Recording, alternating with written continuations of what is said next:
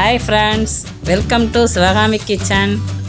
இன்னைக்கு இளநீர் பாயாசம் வீட்லயே சுவையா எப்படி செய்யறதுன்னு பார்க்கலாம் வாங்க.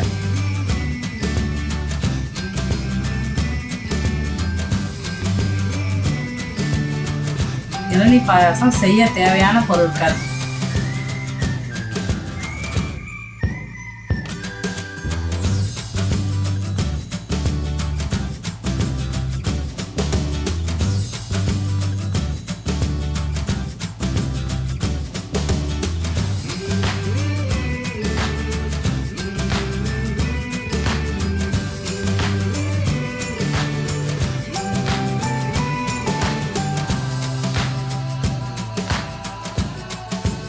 அரை லிட்டர் பால் எடுத்து முன்ன காய்ச்சிக்கோங்க.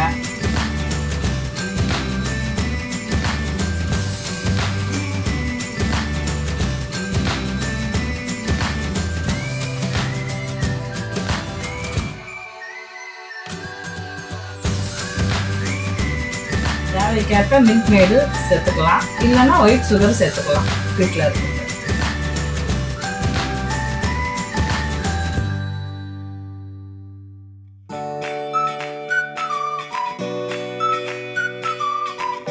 ஒரு இளநீர் நல்லா வழுக்கையாக எடுத்துக்கோங்க.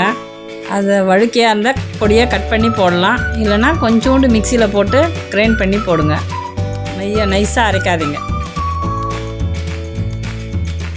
அரை முடி தேங்காய் எடுத்து திக்கான தேங்காய் பால் வடிகட்டி அதில் சேர்த்துக்கோங்க.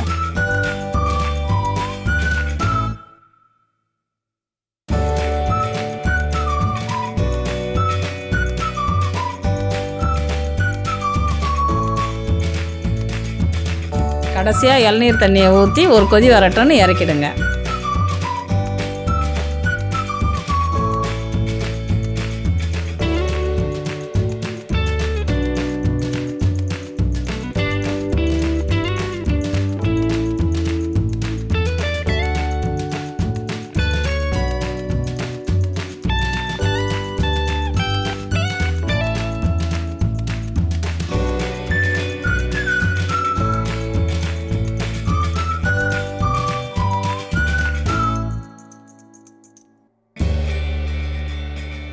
ஃபைனலாக பாதாம் முந்திரி மேலே அலங்காரத்துக்கு போட்டுக்கோங்க.